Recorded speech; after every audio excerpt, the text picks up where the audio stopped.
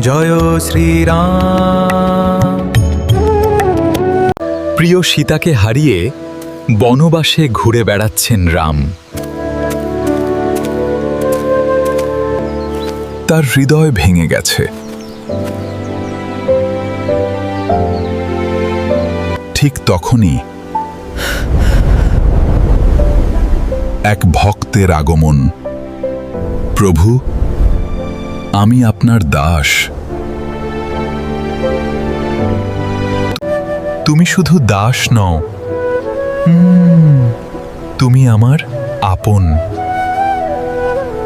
সমুদ্রের সামনে দাঁড়িয়ে রামের নামই তার শক্তি। অসম্ভবকে সম্ভব করতে প্রস্তুত। এক লাফে পাড়ি দিলেন সমুদ্র। লঙ্কায় পৌঁছালেন হনুমান। সীতার খোঁজে শুরু হলো গোপন অভিযান।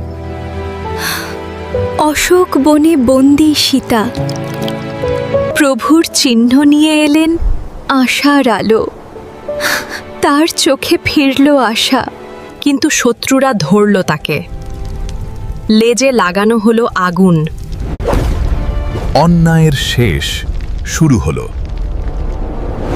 ফিরে এলেন প্রভু রামের কাছে।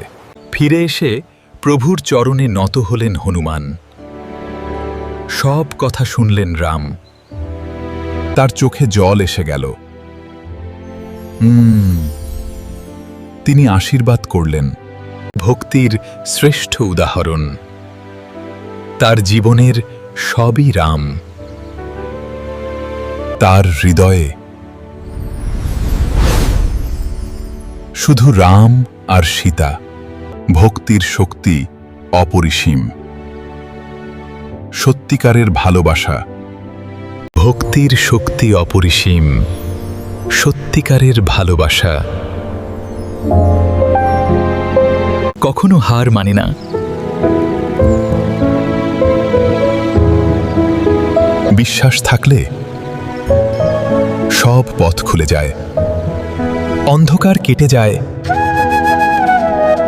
ভালোবাসা থাকলে সব অসম্ভব সম্ভব। জয় শ্রীরাম।